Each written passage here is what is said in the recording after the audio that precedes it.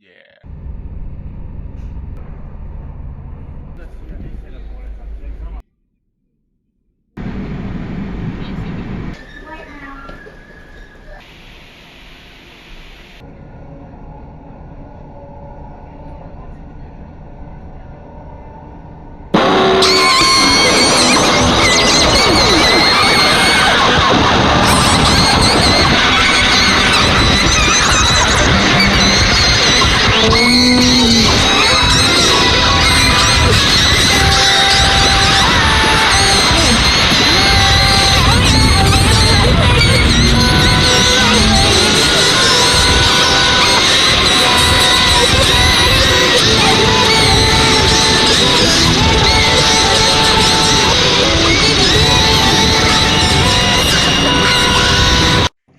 Hey guys, back in London. I was gonna record a segment where I got in after traveling, and it was gonna be like, "Oh, I finally got home. Here are my thoughts on the journey." And but I was too fucking exhausted from traveling. But what I did do is stop by the shops on my way home and get myself some alcohol because I was like, man, I need a drink. That was a stressful day of traveling. Um, However, when I went into the shops, I spotted something on the shelf. Something very strange. And to the majority of my audience, this is not going to be strange. This is going to be completely stranger than I'm even bringing it up. But, sorry, let me put you in my, there we go. So, this is what I spotted. It is now the morning, I just woke up.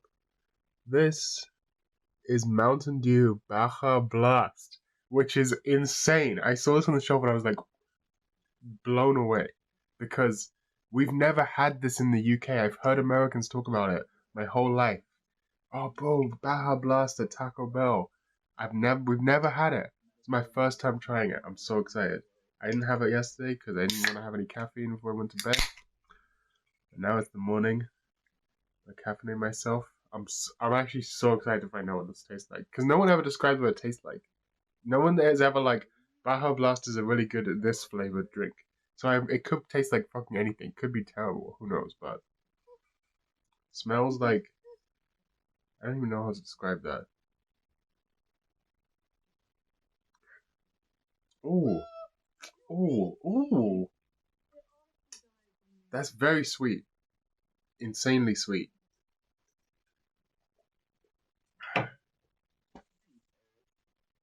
Tastes like bubblegum?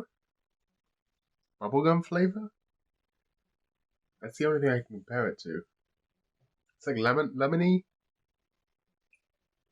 lime, like citrusy, but not. It has a weird aftertaste. I don't know about that.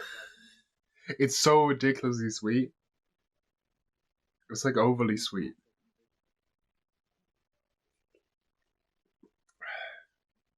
I can see why people would like this. But it has a weird aftertaste that I'm not. Oh yeah, that's bad. That's not a good aftertaste at all. The taste, the taste is good, but the aftertaste is really has a really weird I don't even know how to describe it, like bitter almost aftertaste that I'm really not feeling.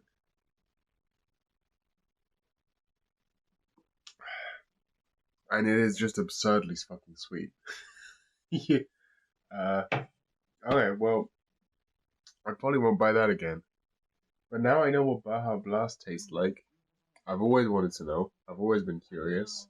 What are these Americans talking about?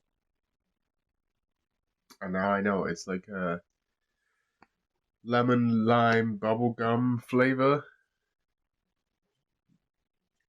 It's the only way I can think to explain it. Lime flavor. It's not very limey. It's like it's just sort of got a vague hint of citrus.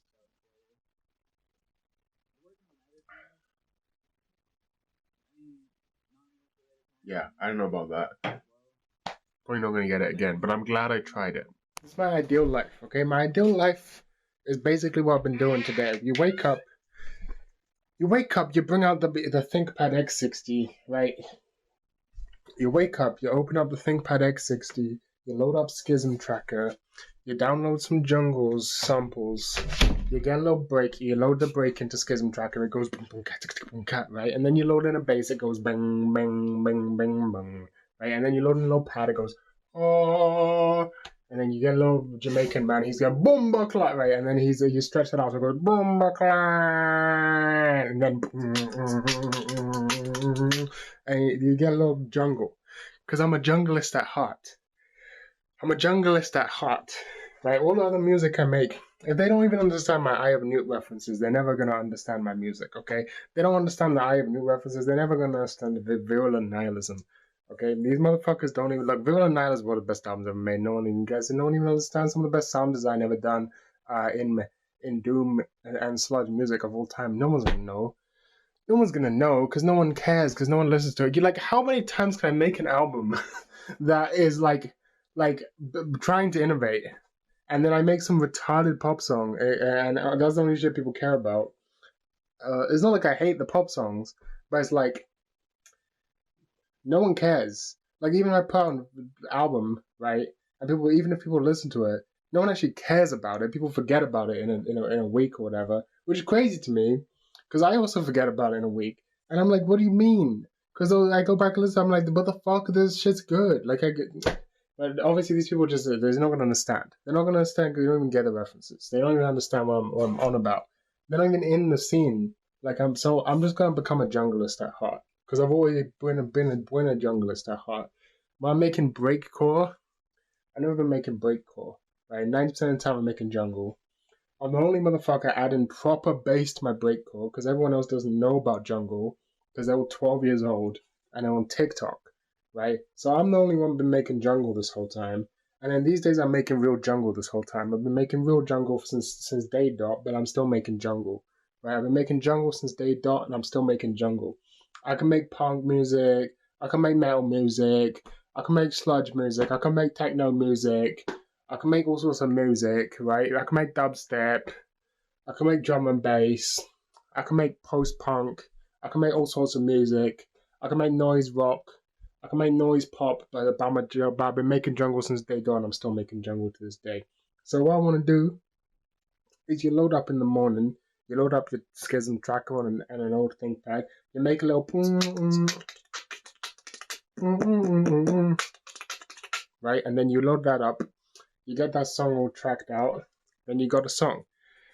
And then hang out all day, fucking around. And then in the evening, call up my local place and be like, let me play a little jungle set. Because there's a couple local venues near me. There's venues.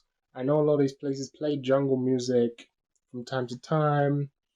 Listen, we invented jungle music here in London. So I don't know what to tell you. So there's definitely places around where there's jungle. I know, even though I went to jungle night once and it was all fucking drum and bass. So I don't fucking know what that's about. Where's my fucking jungle? But anyway, not drum and bass. We need jungle, I'm afraid. But anyway, I know these places do jungle nights from time to time. So what I'm saying is, if I get myself a little Dex, learn to DJ, learn to do a little basic crossfading, I just show up at the club, do a little set, play an hour of, I'll be very happy to do that. I'll play 12 hours of, right? I don't give a fuck. And then that's my life complete. I can just do that for the rest of my life. Because I don't, like, those motherfuckers will be actually there giving a fuck. Those motherfuckers will be actually there in the club doing a little dancing. That's giving a fuck. Right there, they're physically giving fucks in front of me. They're physically giving fucks. I can see them. I can give my fucks. They can give their fucks. We can all go home. They don't need to pay me. I mean, I don't give a fuck. But, and then everything's happy. Everything's happy. It's not like today where I make my jungle music and no one gives fucks.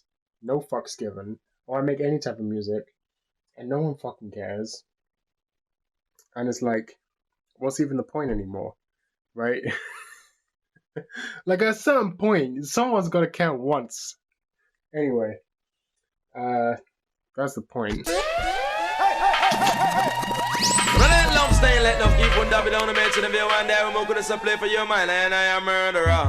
Could have play for your mind to make you feel so fine. Man, so nickel and dime a dime. Matica, 9 and 9. Romantica, so much up on my spine every time. 16 and something carry over shoelaces and every time. The youth them a carry oversized clip on carbine. Watch me now.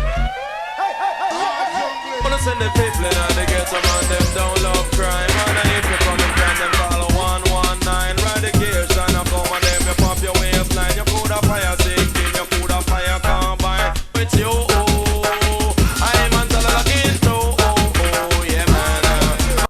You know what's fucked up? Let me just show you this. I'm just gonna demonstrate. So this is my X220, right? This is where the power cable goes. Okay, bear in mind. And this is where the Ethernet cable goes, okay? It goes right here. Okay, you see? And so, to deal with that, I have power over there and Ethernet over here. But, you know, just because fuck me, I guess, the X60, right, has power cable over here on this side and Ethernet over here on this side. Which is the worst possible configuration. You know, the important thing is when you're a hickey neat, which I suppose I am, you gotta stay creative. You gotta be doing actual stuff. You can't just be passively doing shit, which is kind of the point of this YouTube channel. Like, if we really get down to it, like I've said a number of times, right? Like, oh, the point of this channel is so that I can do some sort of, you know, be obscure or make some sort of statement. I want to share something. Like, really, when you really dig down to it, the point of this channel is to stop me from going insane with boredom so that I can talk to someone. Because I'm fucking alone, locked in my house all the time.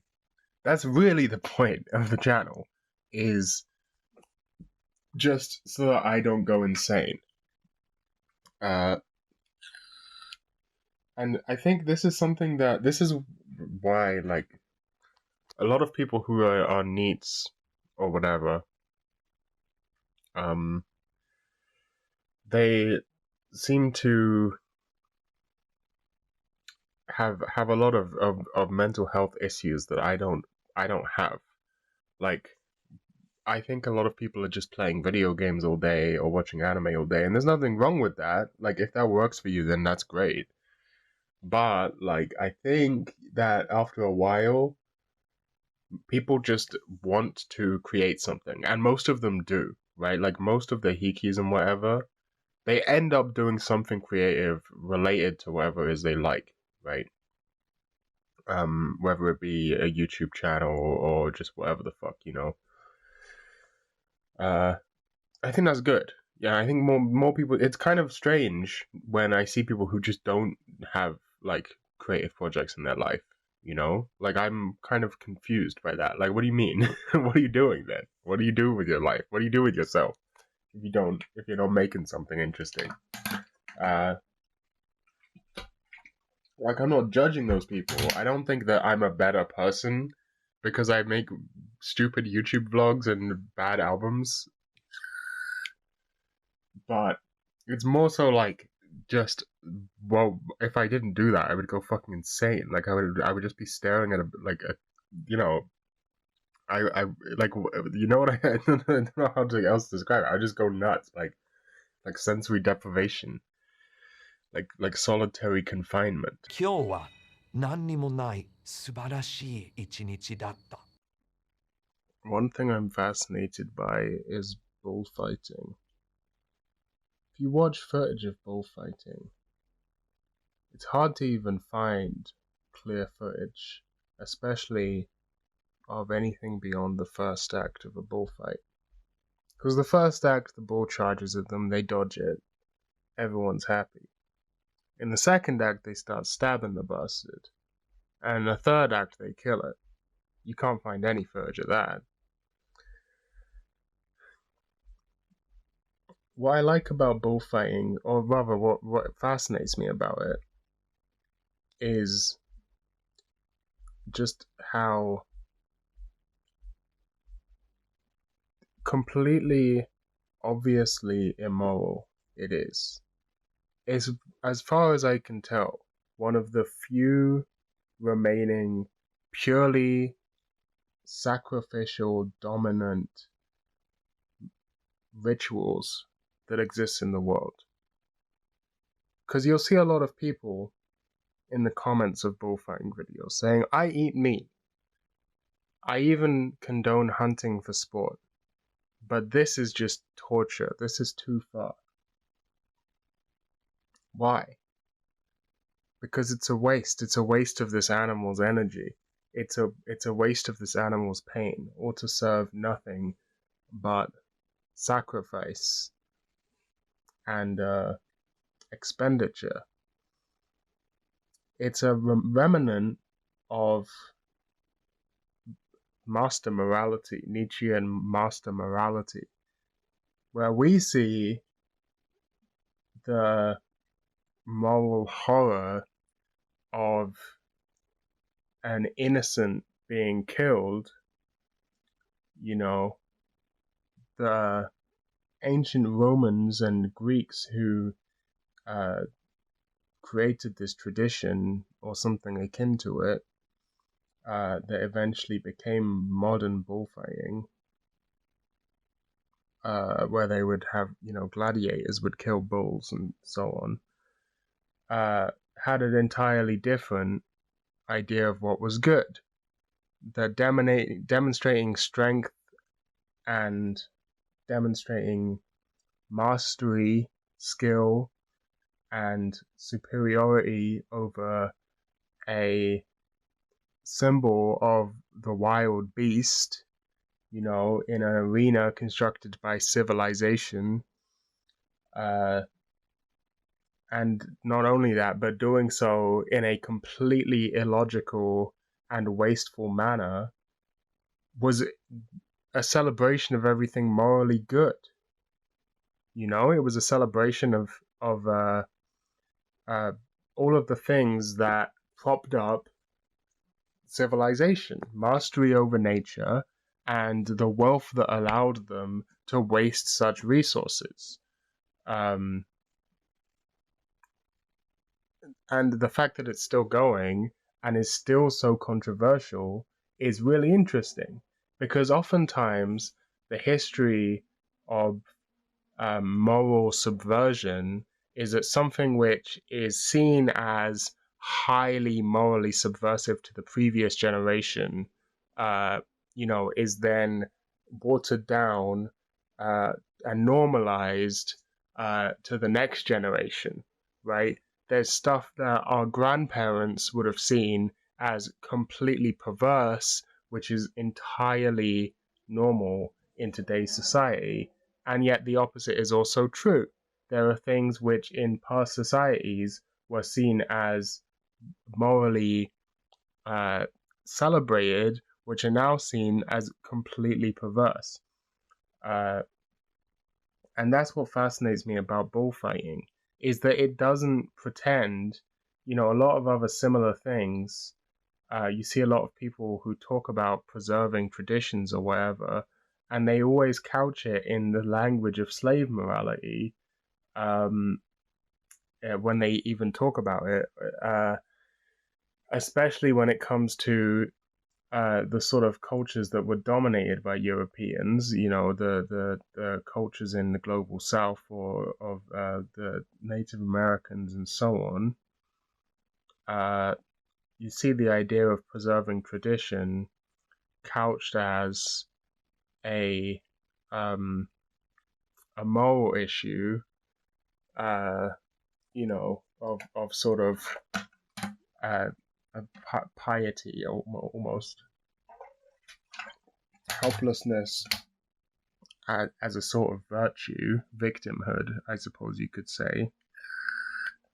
Which is not to say that I endorse, by any means something like colonialism or the American genocide or any of these things. I quite obviously do not endorse any of those things. If you ever heard me talk, I just find it interesting. I find this phenomenon interesting.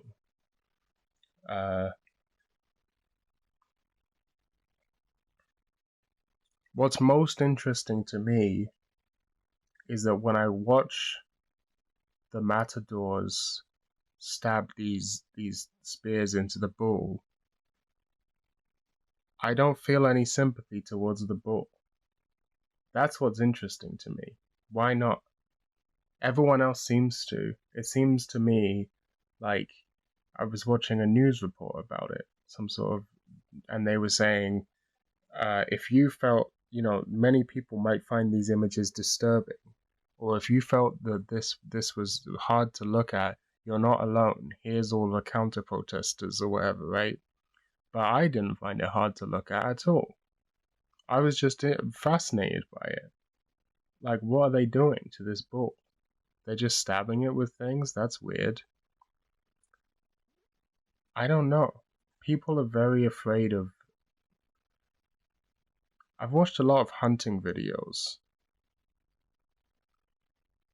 One of the most fascinating hunting videos I've ever seen.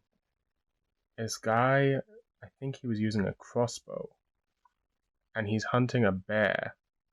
And the bear, he's in this tree, and the bear comes down, and he shoots the crossbow right through the bear's heart, and it goes so cleanly, completely through the bear and out the other side. And you see this trickle of blood, bright red, start to pour out of the wound, and the bear doesn't even notice. It was so clean. And then it looks around confused for a second, and then it sees the blood coming out of it, and it suddenly starts to panic a little bit, starts to run away, but doesn't make it more than 3 or 4 steps before collapsing and dying from being shot in the heart. It's a fascinating video. It's a completely, in the classical sense of the word, awesome. It inspires awe in me to watch that video. It's such a bizarre sight, seeing this animal behave in that way. And it's all over in a matter of seconds from, but that's the sort of thing, I don't know. Normal people don't watch these things, I would assume, but then also they do, clearly, because hunting is a very popular sport in a lot of places. So I don't know. But there's nothing... I think the point is, the thing that gets me is the conception that there's something unusual about death, which is completely strange. It's a completely backwards ideal. There's nothing more usual than death. It's the most ordinary thing that can possibly happen. So it's baffling to me when it's seen as somehow perverse or twisted or morally abhorrent to even notice that it happens. I'm going to read you a passage from Georges Bataille's Story of the Eye. She was on tenterhooks from the start to finish at the bullfight, in terror, which, of course, mainly expressed a violent desire, at the thought of seeing the toreador hurled up by one of the monstrous lunges of the horns when the bull made its endless, blindly raging dashes at the void of coloured cloths. And there's something else I ought to say. When the bull makes its quick, brutal thrusts over and over again into the matador's cape, barely grazing the erect line of the body, any spectator has the feeling of total and repeated lunging typical of the game of coitus. The utter nearness of death is also felt in the same way. But these series of prodigious passes are rare, Thus, each time they occur, they unleash a veritable delirium in the arena, and it is well known that at such thrilling instants, the women come by merely rubbing their thighs together. Let me give you guys some context. So, this is the context. Welcome back to the Eternal Night, by the way. I had gone back from Estonia, as you saw in the little montage, and made a Denpa vlog. I had made a Denpa vlog. And what that vlog was about was primarily, it was about two things that were sort of fed into each other. It was about my recent entry into the world of Mahou Shoujo anime, and added on to that, it was about gatekeeping anime. To the point where, when I was editing the video, I actually went back and bleeped out every single time I said the name of an anime out loud. And I was, that whole, it was like an hour of footage where I was talking about gatekeeping and how we need to do it better, and how much I hate Normans, and how they're ruining everything, and etc. And to sum up the video real quick, I'll just go over what I said really quickly, because you'll never see it because I deleted it. You know, I used to think that it was fine if you just were into stuff that gate kept itself, but recent factual developments, material developments have caused me to update my gatekeeping theory, that this is a good start, that it's a good start to have things that gatekeep themselves. And what I mean by that is stuff that's weird, stuff that's very off-putting to most people, and stuff that's really long or hard to access or has some other technical barrier of entry, stuff that gatekeeps itself. But I was proven wrong on that front by this thing, by Subarashiki Hibi, and in some cases by 2000s eroge in general, which is a medium that I am reasonably interested in, and especially Super Hibi. I mean, I'm into it enough to have a poster of it on my wall, which, if you're not aware, has somewhat recently become very popular on TikTok and on Pinterest, along with another visual novel which is called Totono, Kimi to Kanojo to Kanojo no Koi. And those eroge have become popular on Pinterest for some reason. I don't really know why. And what that made me realize is that it's not enough to just have things that gatekeep themselves, because the people who are posting about Subahibi on Pinterest and TikTok haven't actually read it. That it's kind of like people who wear like Nirvana shirts without, I used to know someone who wore Nirvana shirts and never listened to the band. That kind of thing. Like, they don't actually care about the thing, they just like to share little screenshots of it and cosplay as the characters or whatever. And so that had kind of mind-fucked me, and I was like freaking out after seeing these people and whatever, and freaking out about how, like, we got to be really, really careful and never talk about any good stuff in public. I kept saying the phrase "loose lips sink ships" over and over again in the video. And I was like, only talk about, if you're going to recommend anything good or talk about anything good, do it in a private space away from anywhere public on the internet where Normans can see it, etc. And then on the other end, I was saying how, Mobage and VTubers are also destroying otaku culture as I have known and loved it, and how I can't really get into Mobage and VTubers. Now, on that front, around Mobage and VTubers, I think I'm still correct, and I still agree with myself from the past. But on the front around gatekeeping, what happened is I'd gone back and I'd edited the video, and I'd really ranted for literally an hour, mostly about this. I mean, there was also a lot about magical girl anime, but I'd ranted for like an hour about this, and as I was editing it and listening to myself back, I just sort of thought I sounded pathetic. Like I was just sort of freaking out about Normans, and I was kept making excuses. Because the obvious counter to this is like, who cares what other people are doing? Just like enjoy what you like, and who gives a fuck?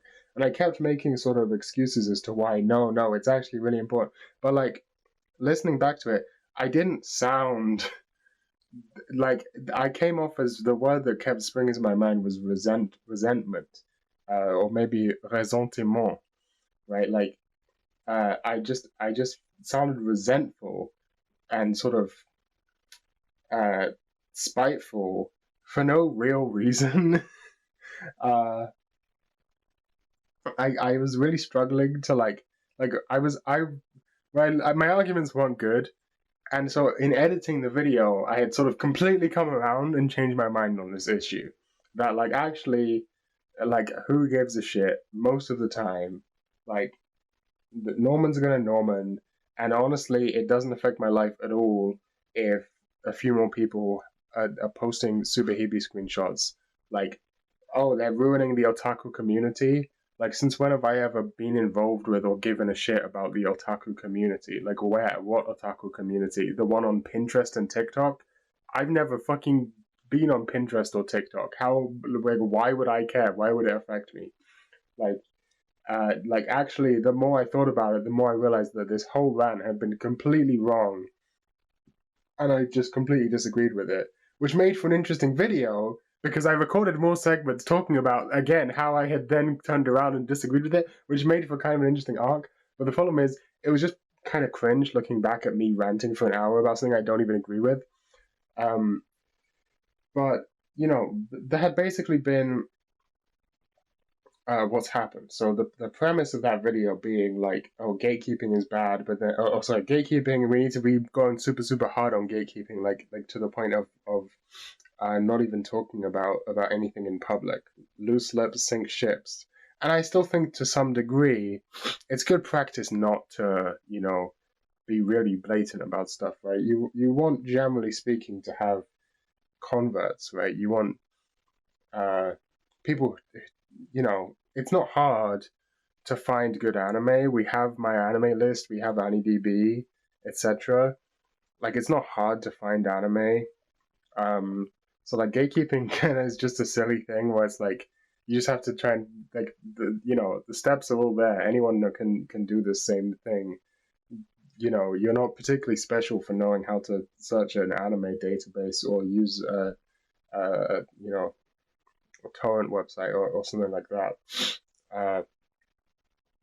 So yeah, and then I also had come up with in that video I had also said like it's funny that the word we use, or I don't use it, but the word a lot of people use for these sorts of newer, I say anime fans as opposed to otaku, whereas the general parlance seems to be tourist, which I think is really funny because what is a tourist? A tourist is someone who goes to a foreign country to sort of take pictures or whatever.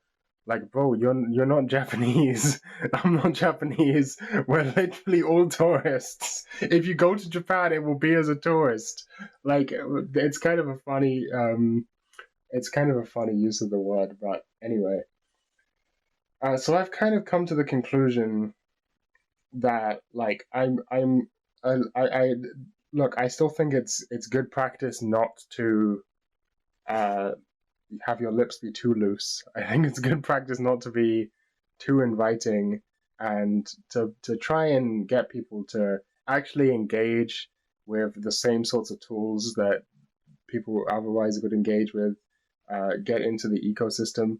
The argument I made in the video, I compared it to Stack Overflow. That like if you go to Stack Overflow and you ask a question, like most of the time the replies you'll get is some just people fucking being mad at you. People saying like, if you ask a programming question, like, bro, don't you know how to Google? Like, people have already asked this question. We're not your personal fucking Wikipedia. Like, go look it up properly. And this is really frustrating when you just need help. But it's also, they do it for a reason, because that's what programming is. In large part, programming is reading documentation. Programming is looking through wikis. Programming is, all of this, etc., etc., right? Learning how to find information yourself rather than just getting it easily by having it handed to you will make you a better programmer in the long run, I suppose. I'm not a programmer. And that, this is a good attitude, and we should have this in the otaku community as well, which I still agree with to a broad extent. But complaining about normies is just kind of cringe. It's just kind of lame and achieves nothing, and it's just kind of resentment for no reason. I'm not interacting with them. I was going a bit insane. This is the context that you're missing, is I was going fucking crazy thinking that they're going to take everything away from me, that I need to run away from them. That's what I kept saying. I kept saying I need to run, but in reality, they're not fucking doing that. That's just a delusion. It's just one of my delusions. So, yeah, that was kind of a scrapped video.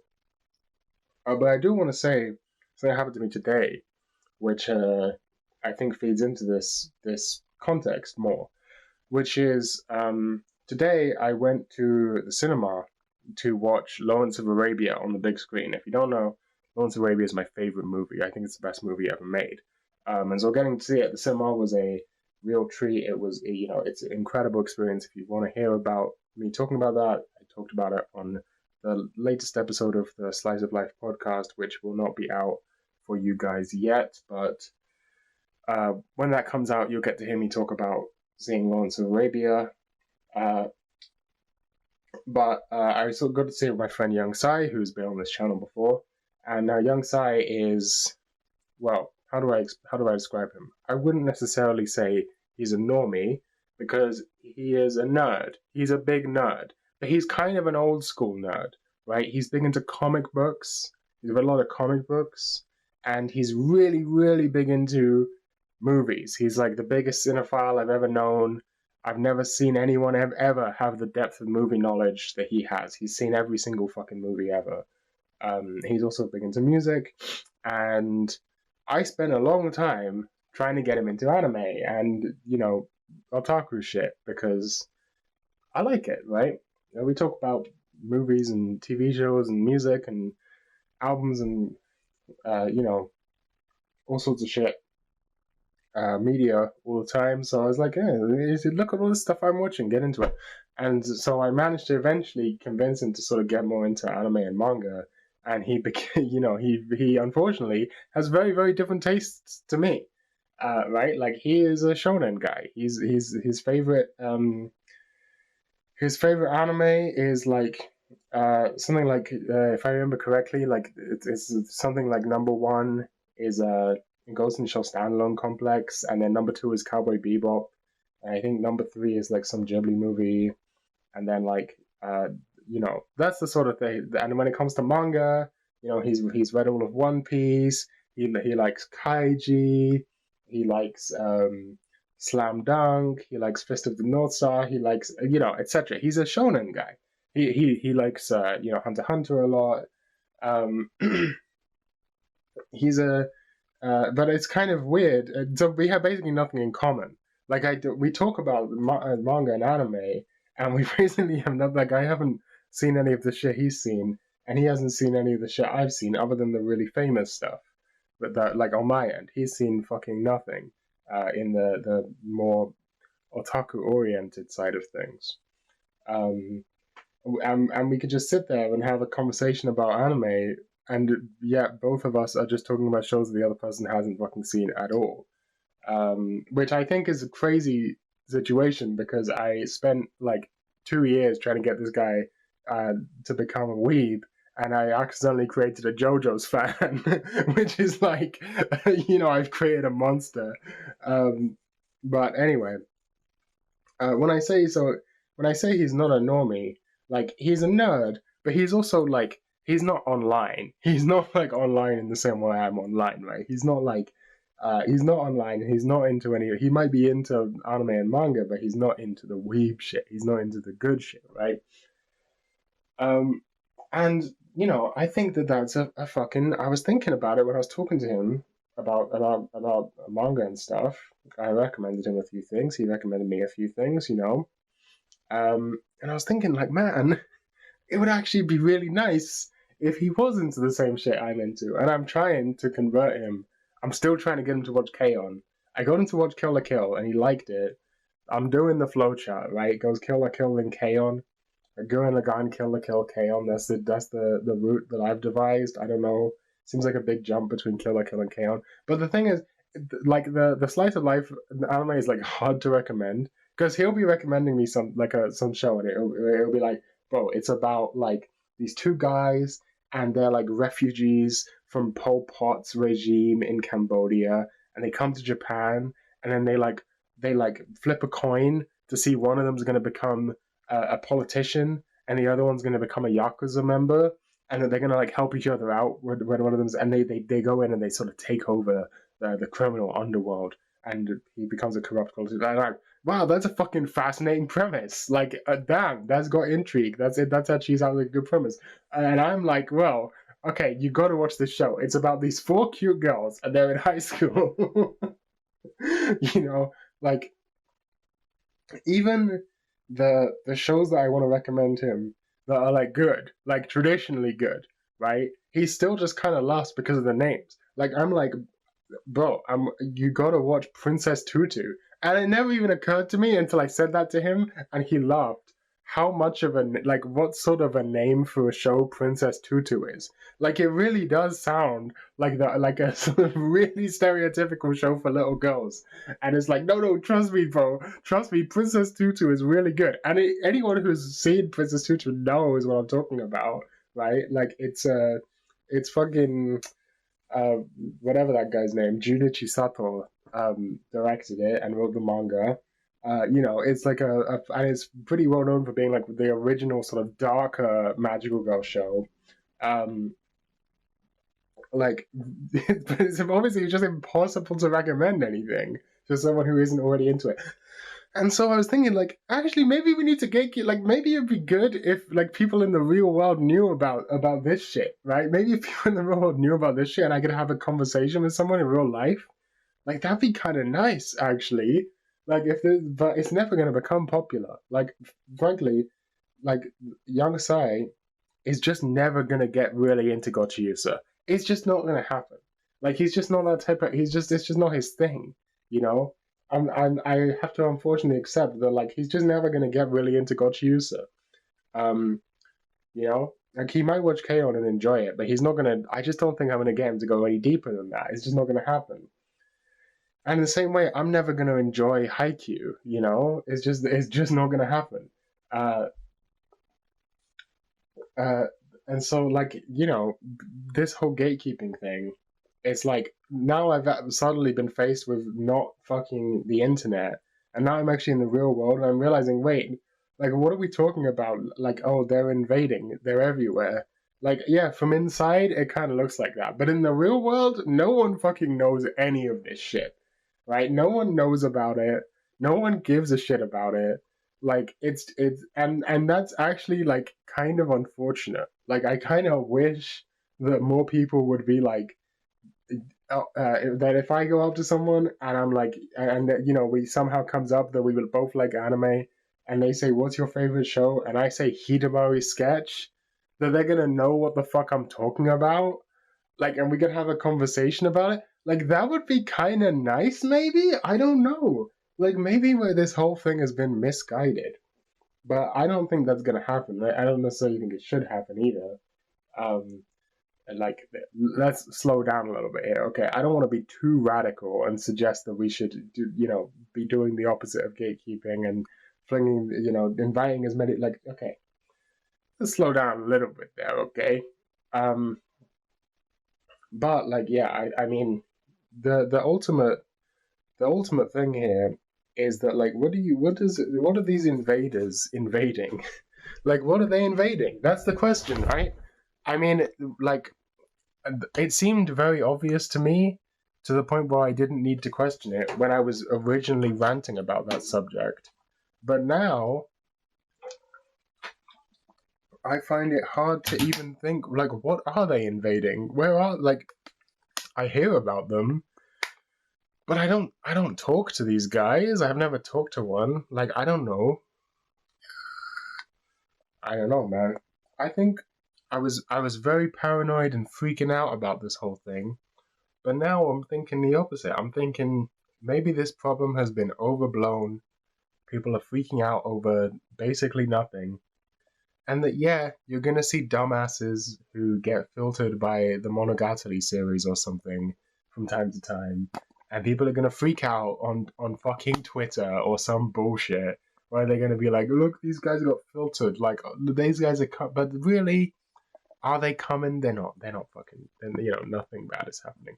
And I think something important has happened in Japan recently, which I'm gonna talk about after I do some research, so I make sure not to spread misinformation on the internet. Okay, I went to go look this up, and it seems like I can't find any information about the thing I remember seeing, so I must have just hallucinated it.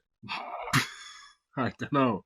I thought I saw something. I thought I vaguely remembered seeing something, but nope, I cannot find any information about it, so I guess I was just wrong. I think as a society, we're very alienated from death in a historically unprecedented sense. You know, we don't see our food being killed. It just appears prepackaged in a supermarket, wrapped up nice, and we don't really make the connection in our heads between beef and cow, between pork and pig, etc. We don't see the blood and the guts, at least very rarely we do. And it wasn't even that long ago that we at least still had slightly more of a connection to these things, where to buy your meat you would go to your local butcher rather than the supermarket, right? And at least at the butcher, you walk in and he cuts it up for you, and there's the smell of blood in the air and so on. And you might get a tiny sense of what in the past would have been very apparent, the fact that this is a living creature that has once died. And when our human companions, compatriots die, they don't die at home surrounded by their family. They die in a hospital, surrounded by doctors, in a sterile white room. Even to witness death, you have to step into an alien space. And it's no coincidence that that's also one of the classic disciplinary spaces in our society, a hospital.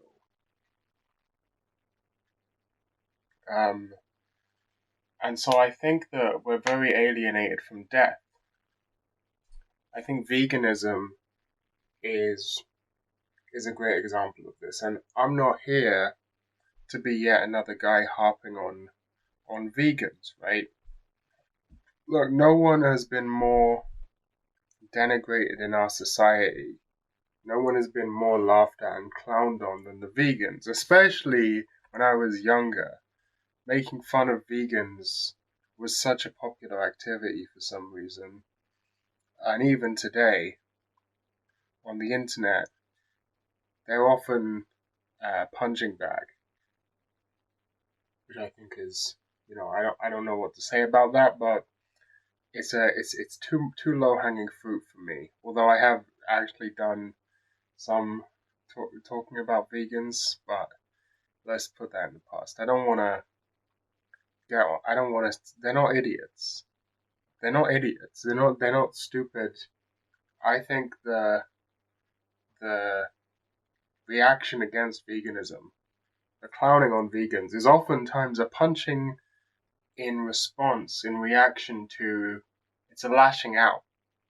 Because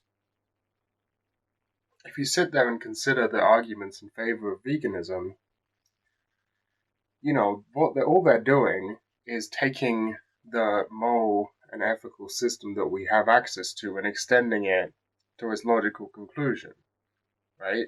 It's pretty hard to find an argument according to our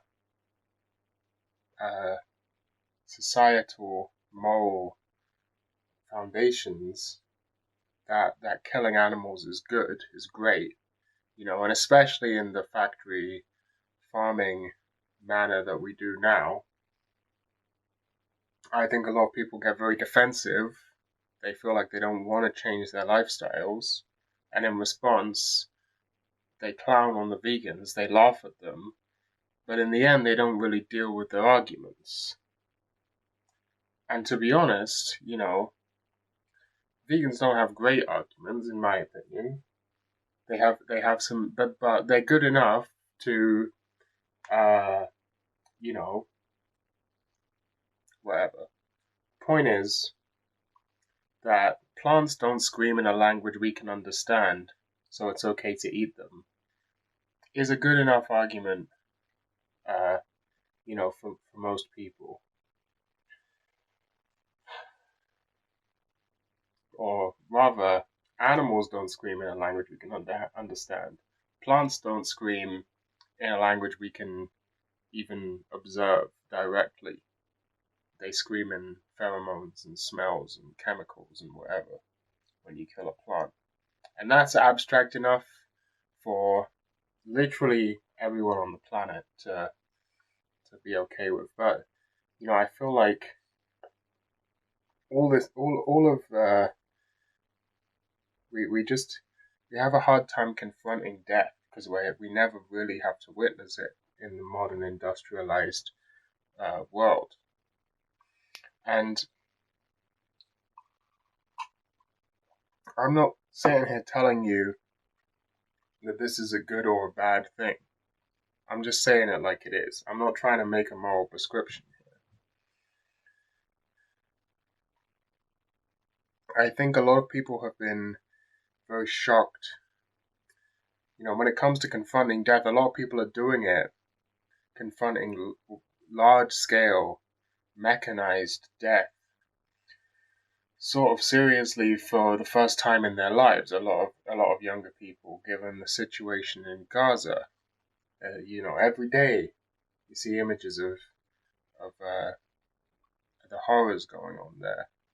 And look, I've been on the internet for a long time. Okay, pictures of dead children. I've seen so many of them that I'm completely desensitized to it now. When I see that stuff, it doesn't really impact me emotionally like it probably should. This I don't think is a good thing.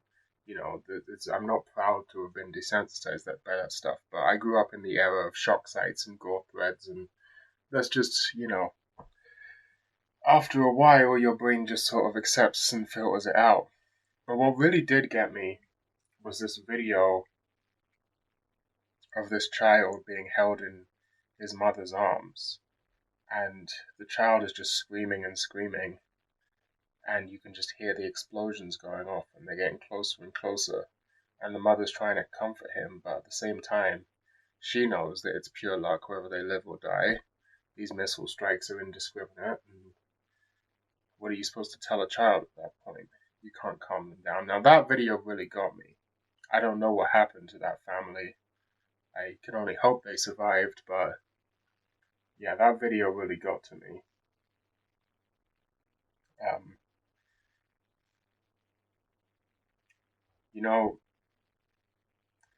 I've witnessed a little bit of death, right?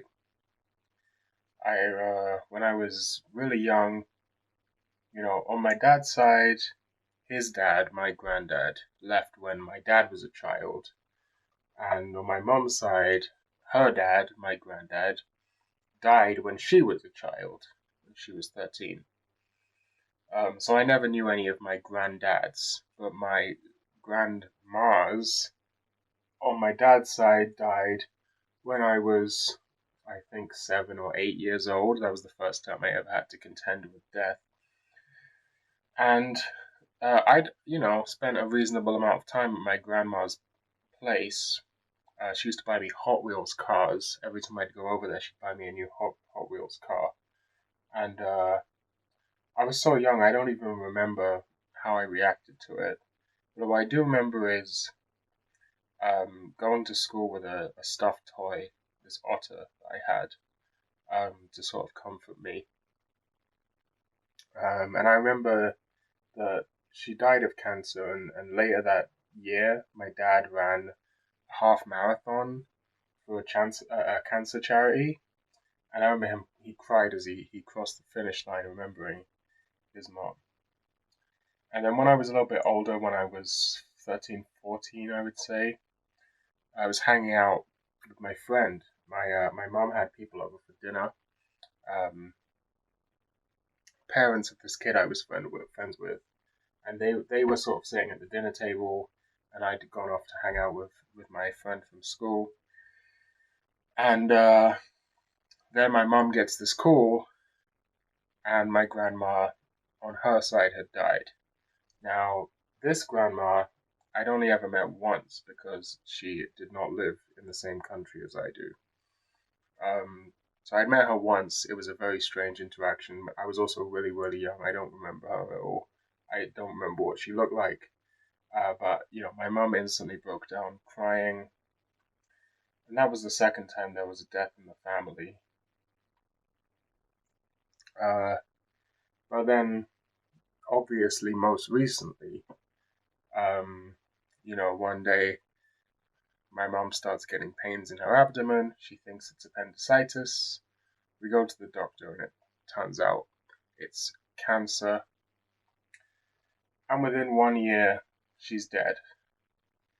Now, that's the first time that I really had to confront death. Not just as an abstract idea that someone I once knew, I'm not going to get to see them again, but I got to see the entire process of death from its beginning to its end. Someone who was perfectly happy and healthy, happy maybe not, but healthy, slowly withering away until she was unconscious on a hospital bed, and then she was dead. And, that was definitely an experience. Cancer is a strange and very fucked up thing to witness.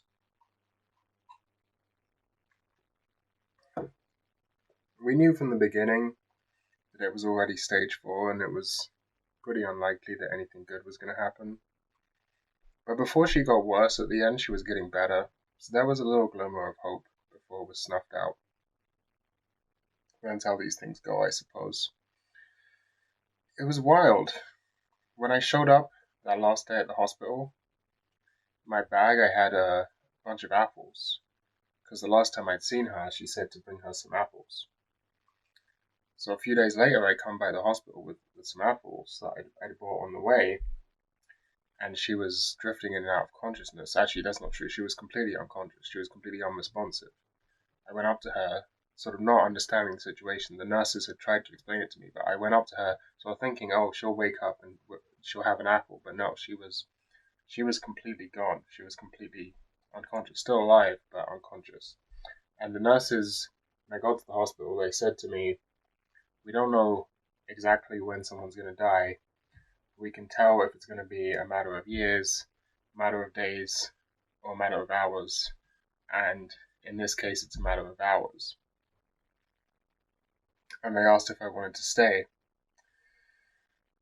And what I did is I went into the other room and I called my dad and I talked to him on the phone about what it was like when his mum had died. And because I was obviously freaking out. And he said he couldn't be in the room with her. He couldn't stand to be in the room when it happened. And I'd love to say that I'm different, but I was exactly the same. My mom died in a hospital surrounded by doctors, and not me. Because I was terrified. I ran away. I literally ran away. I got out of the hospital. I power walked out of the hospital, and I ran down the street. And at the time, what was particularly a compounding aspect is that I'd had COVID. I didn't know I had COVID when I went into the hospital. They tested me. Every time I'd go into the hospital, they'd test me for COVID, and I came up clear. Otherwise, obviously, they wouldn't let me in. But I don't know if it was the emotions of everything or what. But by the time it was the next morning, I was really sick. I was feverish and alone in my house. And I got the call where they said she died, and I was completely sort of out of it. It actually woken me up. So I was like half asleep, and I don't know, man. But I regret this. I have to say I regret um not being in the room with her when she died. Not because she would have known. She wouldn't have known. She was completely unconscious and unresponsive. There was no way she would have had any idea who was there or who wasn't there. That's not what I feel bad about. What I feel bad about is that I thought I don't know, I thought I was stronger than that, I guess. And I kind of regret seeing this whole process of cancer, um, whittling away at this person, and then not seeing the final part. Not, I, you know, I never saw her while she was dead. She got cremated while I wasn't there, and I got a little box, right? Um, I I don't know. So even I, was scared of breaking this barrier um, of alienation. I between living and dead. I couldn't bear to witness it.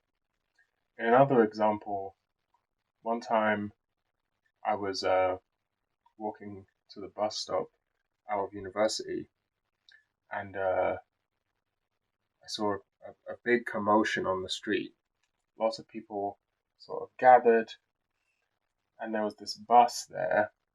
It stopped, but it stopped sort of in the middle of the road, and I went to start walking over,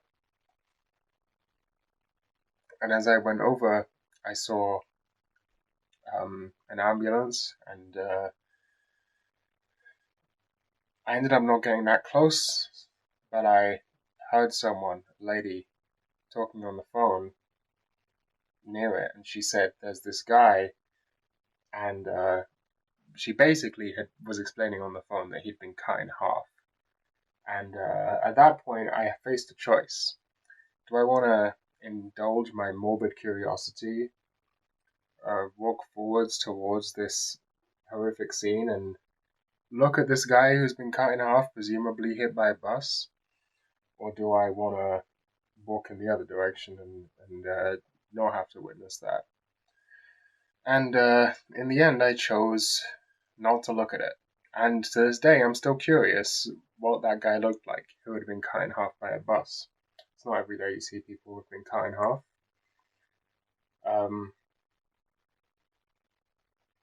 But my cowardice was stronger than my curiosity in that instance.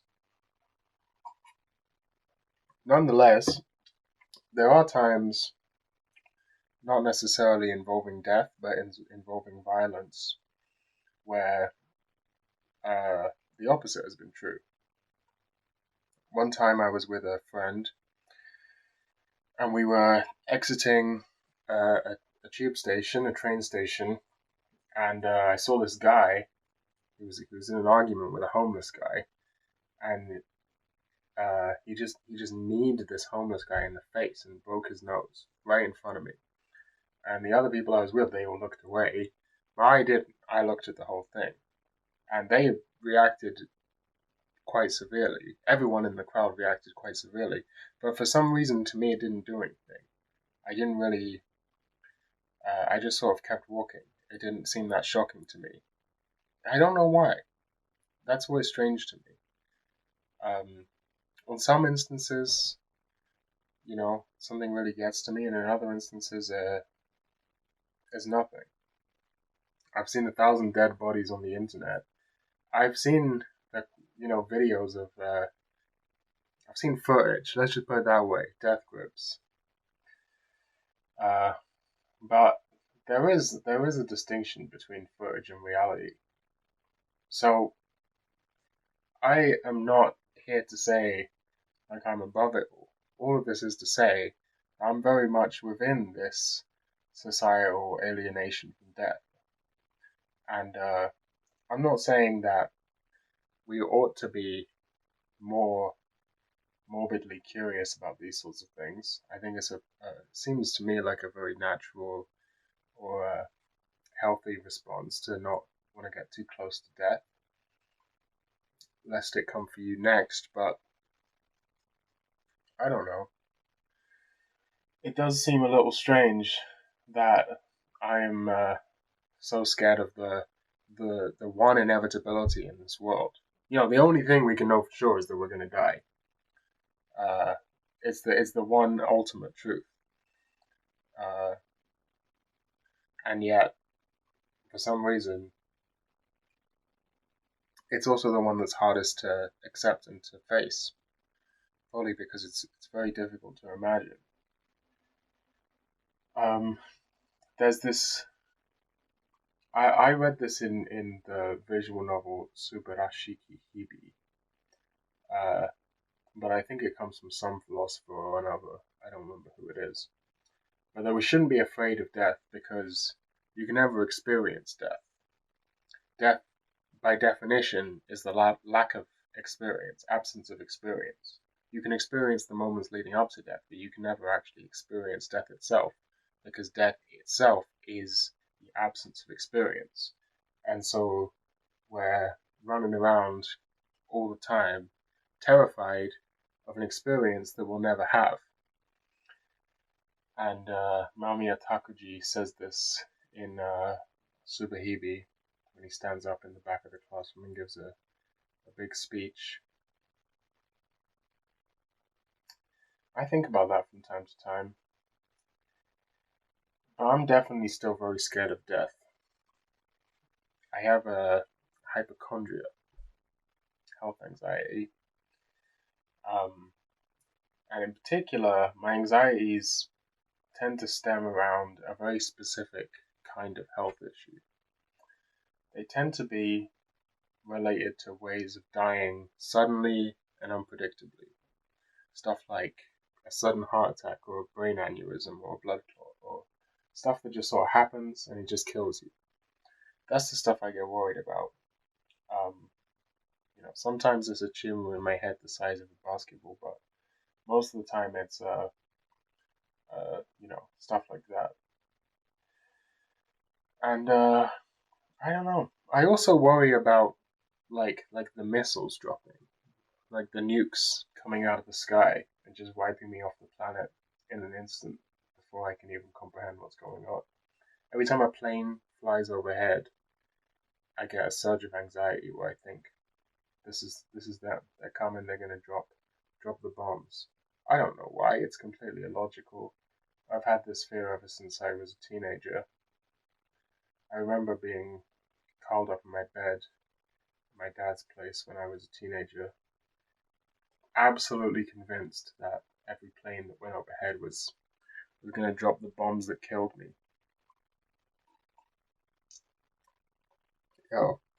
I can't imagine what it's like being in a place where that fear is legitimate.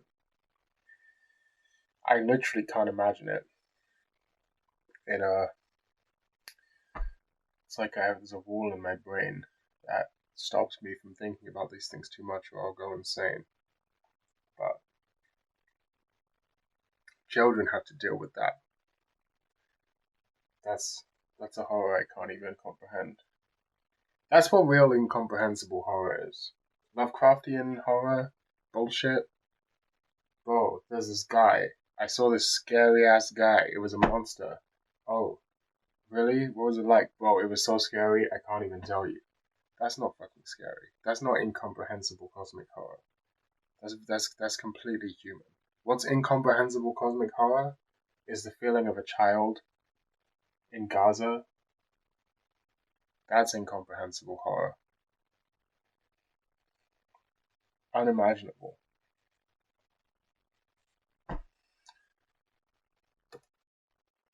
Oh, a little bit of a darker episode we got going on today. A little bit of a darker episode. I wanna read you a poem by Georges Bataille, which is kind of the thematic essence of this episode, if you hadn't already noticed. The poem's called Rire, or Laughter. I'm just gonna read it out. It's very short. Laugh and laugh.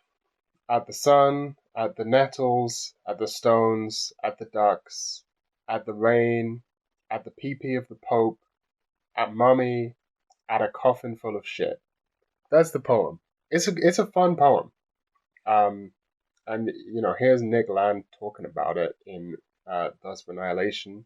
He says, this poem introduces three of the most crucial themes traversing Bataille's writings: laughter, excrement, and death.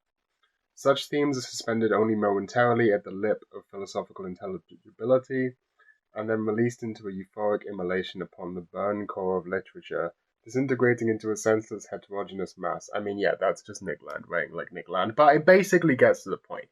Laughter, excrement, and death are just kind of what's going on in this video.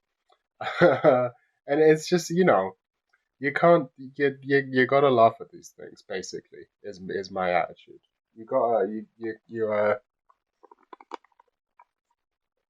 There's just no other response that you can have to excrement and death other than laughter. With that being said, I wanted to talk in this segment about antinatalism. Antinatalism is the position that it is in somehow oh, what the fuck? I just accidentally tapped over to Twitter. Okay, this is completely irrelevant, but I saw this tweet that said there should be something called the utility sauce, which goes with every single food: chicken, pizza, ice cream, curry, yogurt, ribs, couscous, stew, whatever. And I saw that tweet, and I instantly retweeted it with a quote tweet, and I just said it's Lauganma, which is true.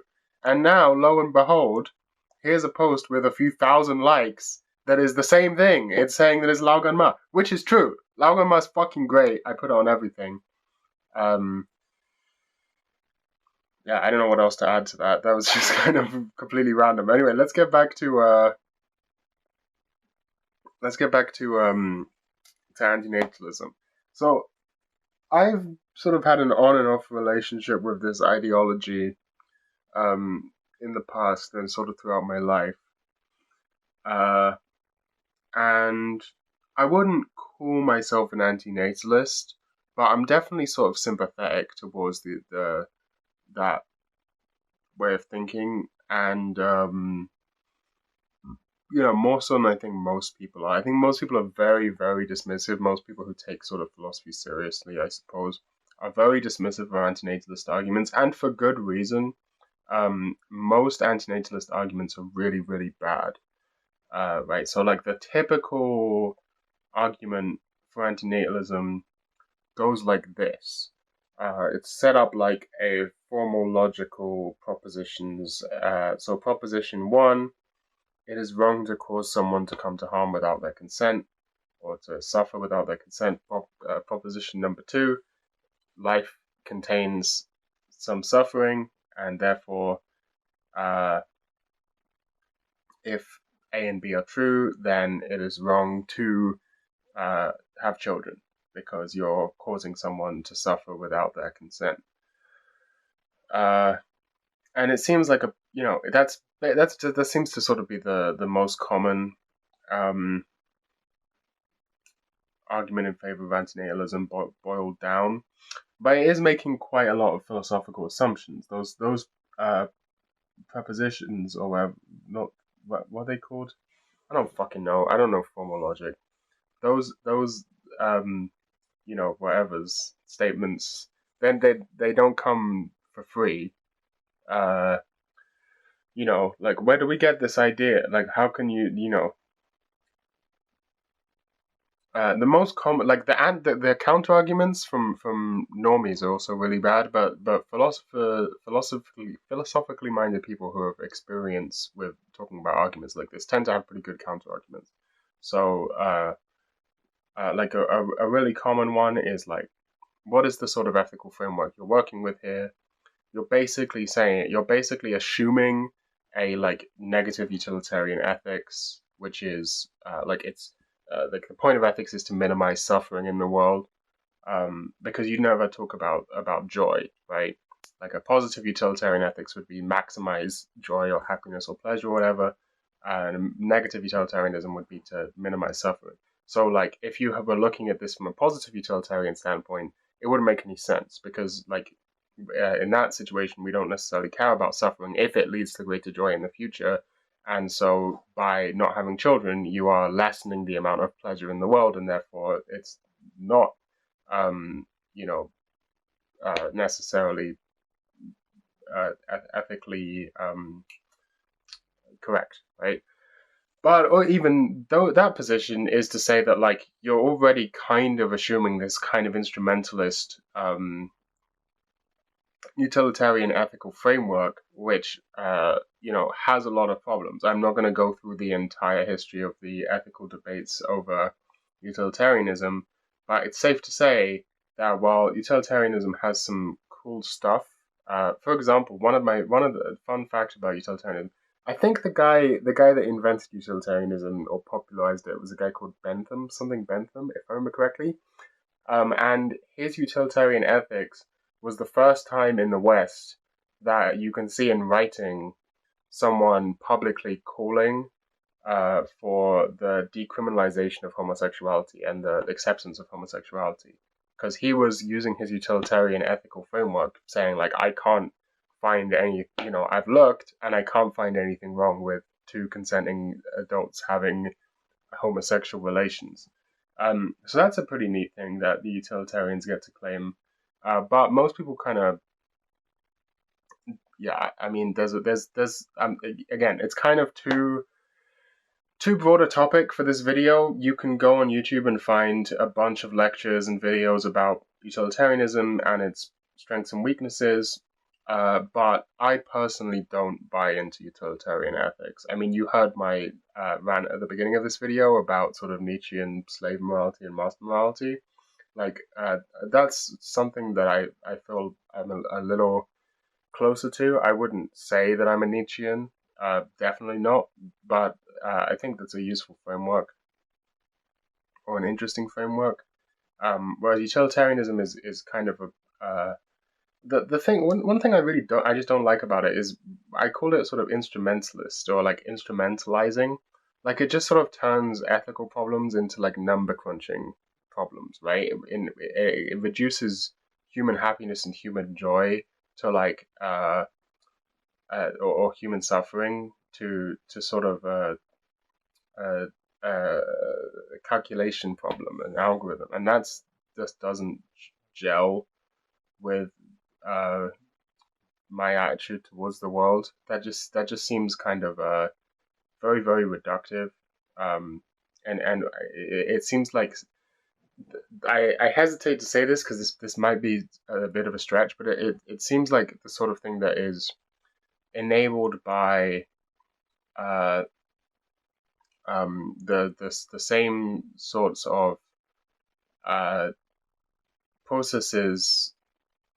It seems like something that came out of it's very capitalist, is what I'm saying here. It's very capitalist because it's like treating humans as sort of the labor market in that sort of same sense, right? They're just sort of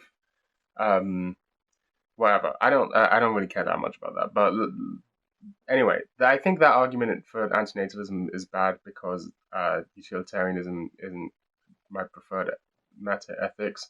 But there's also another argument. So far we've done the positive versus negative utilitarianism. We've done the utilitarianism isn't very good in the first place, or it might have some problems. You might not agree with it. It can't just be taken as a given. And then number 3 is this argument about non-existent people. So right,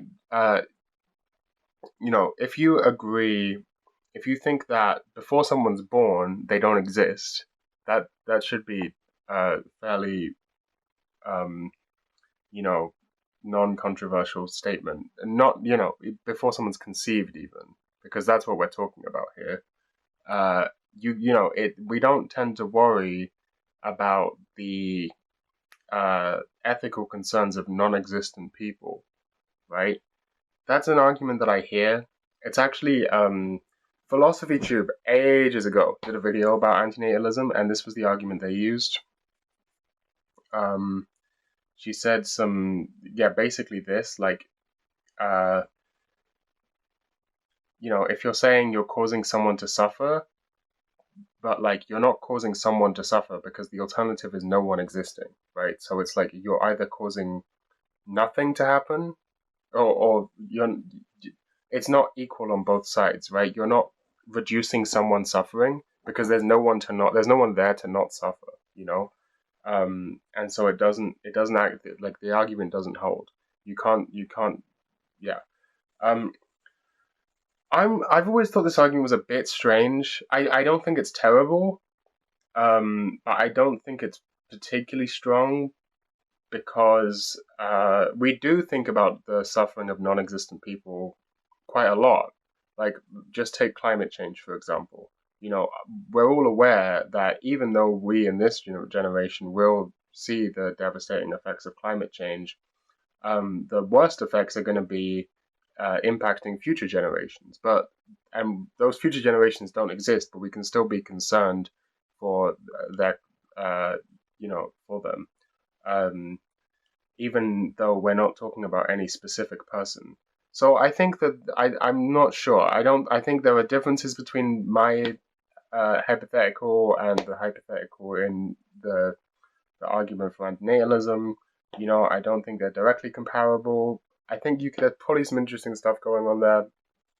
But that's, you know, I don't know. I think that argument is interesting, but not the strongest. I think the strongest argument is this, like, questioning the ethical framework fundamentally. Right, but so I've just gone on to rant about why I think that utilitarianism, why I think that antinatalism has a bunch of problems. So why did I say that I'm still sympathetic to it? Well, that's just the most common argument in favor of antinatalism, and it's not the attitude that I personally hold. I have the kind of antinatalism that I'm sympathetic towards. It doesn't come from one particular place. There have been a few people who have said similar things, but I believe it is in the book Spinal Catastrophism by Thomas Moynihan. And so let's just assume that that's where it comes from, even though I'm pretty sure it's older than that. And the premise is that sort of it rather than arguing from a position of pleasure versus suffering from a sort of utilitarian standpoint, we're arguing from a position of liberation versus enslavement or oppression or whatever you want to call it. And I think that's a much stronger ethical framework personally. And so what the argument goes that, you know, we as human beings are sort of, we like to think of ourselves as having free will and making our own decisions and being the masters of our own destiny and so on. But in reality, we are biological machines with certain biological imperatives, and the only reason we've evolved to the state that we're in in the first place is because there's this molecule DNA which sort of wants to perpetuate its own existence and reproduce itself, and we are simply an instrument to facilitate the reproduction of DNA. And so any decisions we make in our lives are fundamentally decisions made in favor of or in support of this coercion by DNA, and this comes with a whole host of issues. For example, since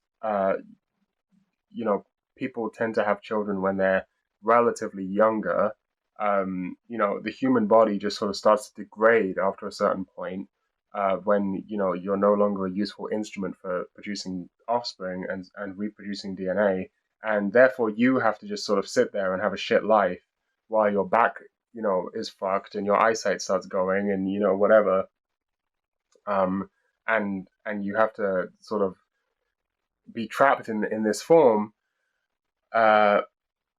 all because we are sort of just being used as instruments for the reproduction of DNA, and that the only like really free choice we can make as humans is to choose not to reproduce. That's the only free choice you can actually make. Like every other choice you make is just a step on the journey towards reproducing DNA. And so the only truly liberatory action is to choose not to have children to stop reproducing DNA. Now that seems like a much stronger argument to me, personally. It's one that you almost never hear anyone talk about. But to me, framing this as an issue of like human beings are being enslaved. You and I and all of us are enslaved by this inert molecule, and that no matter what we do, we are always enslaved by it. Unless we choose to do the only thing that we can choose to do, which is to end the cycle. I think that's a pretty compelling argument. That's the type of antinatalism that I'm sympathetic towards. Yeah. Now, if you can actually take this to an even further logical conclusion, which is to say that, like, actually, just not reproducing isn't enough. In fact, what we need to do is literally destroy the universe, because it's the only way to prevent life from emerging again, which is the ultimate form of enslavement, right? You have these living creatures who have a full experience, or at least some sort of experience, and yet they only exist to reproduce some molecule. The only way to actually stop the cycle of this sort of enslavement, make sure that intelligent life never evolves again, is to literally destroy the entire universe, which I believe is the argument that is in Spinocastrophism. I don't know. I didn't get that far. And at that point, it kind of becomes a bit absurd. Like, yeah, I can see your point, but you're kind of, at that point, it's kind of like, that's never, that's a bit of a wild position to take. However, I'm not like that against it. Like, I still am kind of sympathetic to it. I like that it's flipping our relationship with death on its head. I think that's always something that's interesting to me.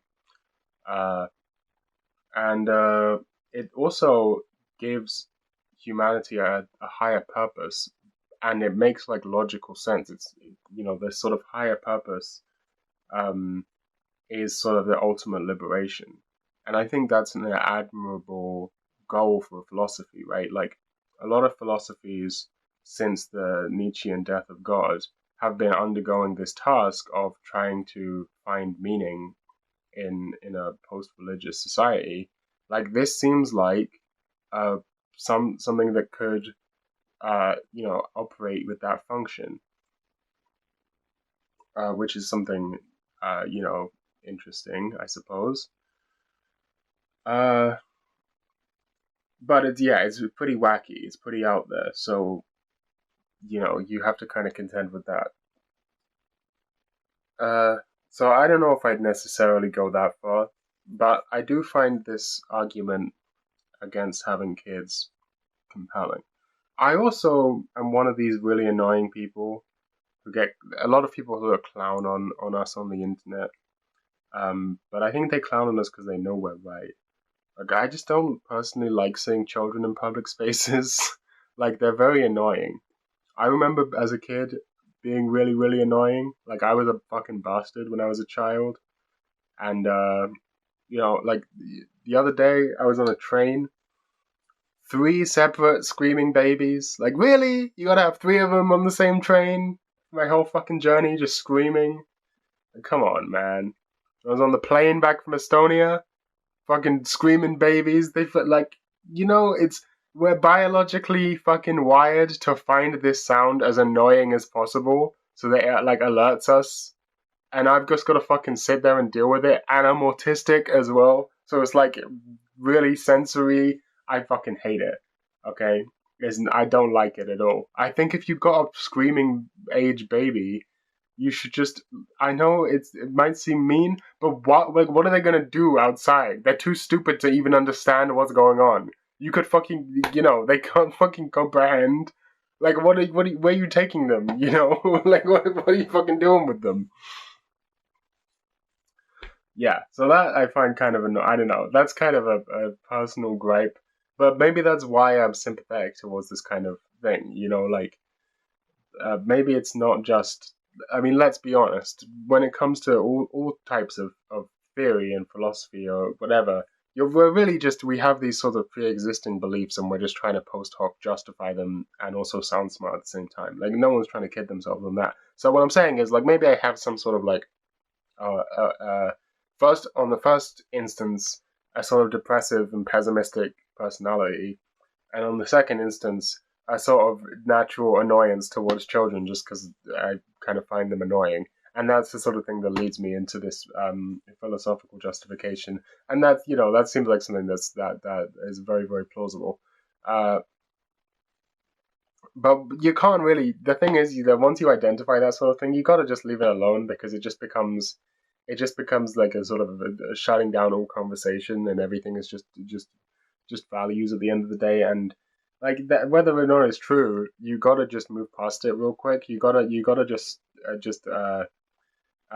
allow that moment to pass and continue to do whatever you were doing. Otherwise, it's just the end of all thought, and that just is really, really boring.